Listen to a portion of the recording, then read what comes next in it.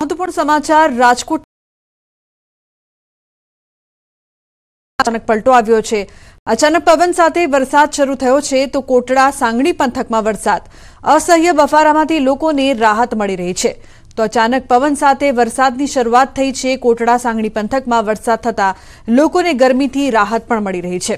महत्वनुं छे के जे प्रकारथी आगाही करवामां आवी हती वरसादने लईने त्यारे वरसादनी शरूआत थई छे।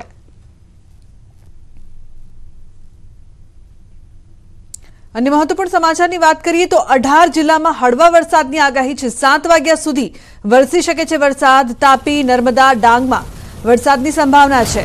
तो कच्छ, बनासकांठा, महेसाणामां वरसी शके छे वरसाद। अमदावाद, गांधीनगर, अरवल्ली माटे पण आगाही छे। तो बोटाद, सुरेन्द्रनगर, भावनगर माटे आगाही। जूनागढ़, पोरबंदर अने राजकोटमां पण वरसादनी आगाही करवामां आवी छे। नर्मदाना पोईचामां डूबेला लोकोनी शोधखोळ हजू पण यथावत छे।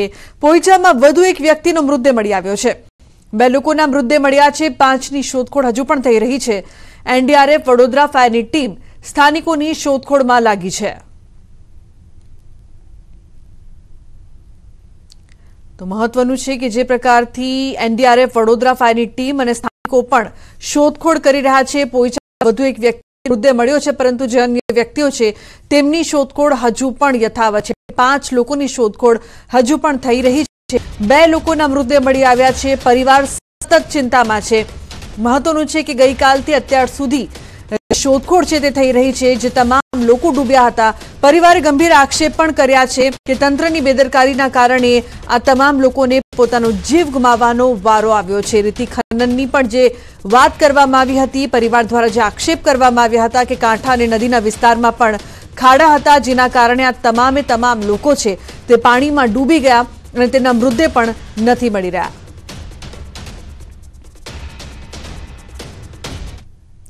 अन्य महत्वना समाचारनी जो बात करिए तो लंडनना एक एनआरआईए पीएम मोदी फरी प्रधानमंत्री बने ते माटे अनोखी यात्रा शुरू करी छे।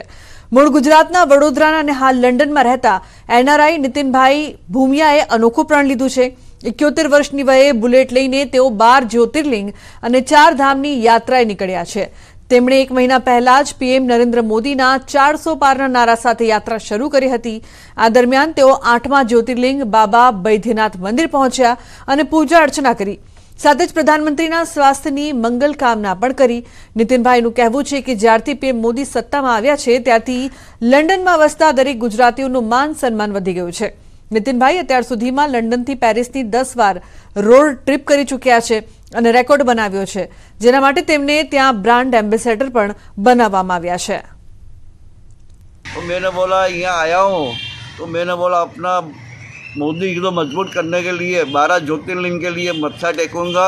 हमारे बड़ौदा वाले 20 लाख पब्लिक के लिए प्रार्थना करूँगा और रास्ते में जो भी मिले उनके लिए आशीर्वाद और उनके लिए मेरी दुआएं देके जा रहा हूँ। मैं 1 महीने पहले निकला हुआ हूँ। मेरा 8 ज्योतिर्लिंग आज पूरा हो गया है मेरा। तो जामनगरनी शैक्षणिक संकुलमां बेन्ड मास्टर पर आरोप लगाववामां આવ્યા છે। विद्यार्थीओ साथे शारीरिक अडपला कर्यानी फरियाद नोंधावाई। खुद सैनिक स्कूलना आचार्य द्वारा 2 विद्यार्थीओ साथे बेन्ड मास्टर पवन कुमारे शारीरिक अडपला कर्या होવાનું જાણવા મળ્યું। બંને બાદમાં વાલીઓને જાણ કરતા સમગ્ર મામલો બહાર આવ્યો। સંચાલકોને આ વાતની જાણ કરાતા તેઓએ પોલીસમાં ફરિયાદ નોંધાવી। તો પોલીસે પણ તાત્કાલિક અસરથી પગલાં ભરી બેન્ડ માસ્ટરને ઝડપી પાડી કાયદેસરની કાર્યવાહી હાથ ધરી છે। आश्रय 12 वर्षनी उमरना बाळको साथे त्याना स्कूलना बेन्डना टीचर पवन कुमार जगदीशभाई डांगीनाओए बंने बाळको साथे अलग अलग प्रकारना गुप्त भागे अडपला करेलानी हकीकत जणायेल होय, जे अनुसंधाने जोडिया पोलीस स्टेशन खाते फरियाद आपता फरियाद दाखल करी हाल जोडिया पीएसआई द्वारा तपास चालू करेल छे। तो मुंबईमां मोटा होर्डिंग्स પડવાના કારણે 14 લોકોના મોત બાદ જેતપુર નગરપાલિકા એક્શનમાં આવ્યું છે। જેતપુર નવાગઢ નગરપાલિકા વિસ્તારમાં ચેકિંગ શરૂ કરાયું છે। જર્જરિત હોર્ડિંગ્સને હટાવવા માટે પ્રશાસને કાર્યવાહી શરૂ કરી છે। જો કોઈ ઇમારત પર હોર્ડિંગ્સ જર્જરિત હશે તો જવાબદાર એજન્સીને નોટિસ પણ અપાશે। જો નોટિસ બાદ પણ કામગીરી ન કરાઈ તો પાલિકા પોતે હોર્ડિંગ્સ દૂર કરશે। બીજી તરફ સ્થાનિકોએ માંગ કરી કે કોઈ મોટી દુર્ઘટના સર્જાય તે પહેલા ઇમારતો પરથી હોર્ડિંગ્સ હટાવવામાં આવે। समग्र शहर विस्तार अंदर आवेला होल्डिंग्सनी तपासणी करवामां आवशे। जोखमी जर्जरित जो जणाई आवे होल्डिंग जणाई आवशे तो तेवा होल्डिंग्सना मिलकत धारकोने पण नोटिस इश्यू करवामां आवशे અને કાયદેસર કાર્યવાહી કરવામાં આવશે। અને મહત્વપૂર્ણ સમાચારની જો વાત કરીએ તો રાજકોટની સૌરાષ્ટ્ર યુનિવર્સિટીના પેપર લીકના મામલે આવેદનપત્ર આપવામાં આવ્યું છે. ગત 19 એપ્રિલના રોજ સૌરાષ્ટ્ર યુનિવર્સિટીનું BCA સેમેસ્ટર 4નું પેપર લીક થયું હતું, જે અંગેના આધાર પુરાવા વિદ્યાર્થી નેતા યુવરાજસિંહ આપ્યા હતા. BCA સેમ 4ના જે પેપર હતા એ પેપર લીક થયા હતા અને તેને લઈને અમે સચોટ આધાર પુરાવા આપ્યા હતા. એ આધાર પુરાવાની આજે ઉઘરાણી કરવા માટે અમે સૌરાષ્ટ્ર યુનિવર્સિટી આવ્યા છીએ અને જે આધાર પુરાવા હતા એ અમે જે સૌરાષ્ટ્ર યુનિવર્સિટીનું જે વહીવટીતંત્ર છે એ વહીવટીતંત્રને સુપરત કરેલા હતા. છતાં પણ સૌરાષ્ટ્ર યુનિવર્સિટી જે છે એ ક્યાંક ને ક્યાંક ભીનું સંકેલી લેવું હોય એવું અમને લાગી રહ્યું છે. એટલે આજે અમે આ ઉઘરાણી કરવા માટે આવ્યા છીએ કે કોઈ પણ સંજોગોમાં ભીનું સંકલવામાં આવે.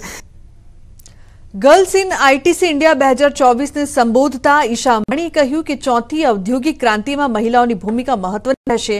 તેમણે કહ્યું કે મહિલાઓ વધુ શક્તિશાળી બની રહી છે અને હવે તેમની ભૂમિકા મહત્વપૂર્ણ બની રહી છે.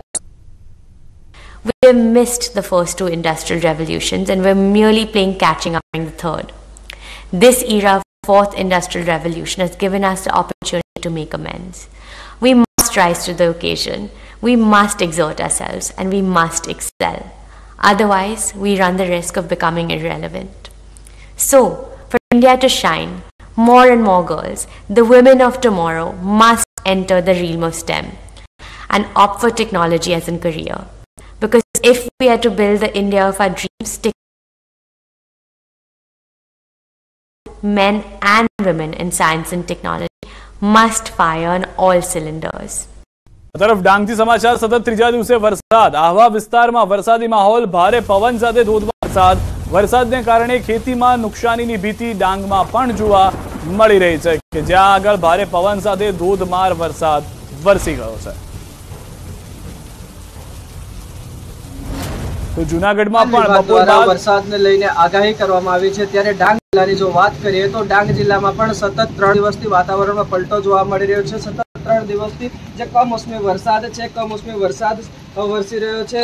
જ્યારે વાત કરીએ તો આજે આહવા, વઘઈ, સામગાન સહિત જે અનેક વિસ્તાર આવ્યા છે, અનેક વિસ્તારની અંદર જે વરસાદ છે એ કમોસમી વરસાદ શરૂ થયો છે. આપને સીધા દ્રશ્ય પણ બતાવવા માંગીશ કે જે વરસાદ છે, વરસાદ વરસી રહ્યો છે. કશેક ધીમી ધારે વરસાદ શરૂ થયો છે તો કશેક પવનના સુસવાટા સાથે પણ જે વરસાદ વરસી રહ્યો છે, જેને લઈને જે ખેડૂતો આવ્યા છે, ખેડૂતોમાં ચિંતામાં વધારો થઈ રહ્યો છે. કારણ કે જે ખેડૂતોએ પાક કર્યો છે એ પાક નિષ્ફળ થવાની બીક સતાવી રહી છે. ત્યારે વહેલી સવારથી જ વાતાવરણ વચ્ચે જે વરસાદ શરૂ થયો છે, વરસાદને લઈને ખેડૂતોમાં સતત ને સતત ચિંતા વધી રહી છે. નિશાંત મહાકાળ, ન્યૂઝ 18 ગુજરાતી, ડાંગ. આ તરફ સૌરાષ્ટ્રનો વધુ એક જિલ્લો, વધુ એક વિસ્તાર જૂનાગઢ, જ્યાં બપોર બાદ વાતાવરણમાં પલટો આવી ગયો. સાંજ થતાની સાથે જ વાદળછાયા વાતાવરણ વચ્ચે માવઠું થયું. આઝાદ ચોક, માંગનાથ ચોક, વણઝારી ચોકમાં વરસાદ. અસહ્ય બફારાથી લોકોને રાહત મળી છે. ખેતીના પાકને વ્યાપક નુકસાનીની ભીતિ અહીંયા પણ સેવવામાં આવી રહી છે. જૂનાગઢના શહેરની અંદરના પણ દ્રશ્યો અમે આપને બતાવી રહ્યા છે કે જ્યાં પણ અનેક વિસ્તારોની અંદર જળ જમાવ થાય તે પ્રમાણેનો વરસાદ જોવા મળ્યો છે.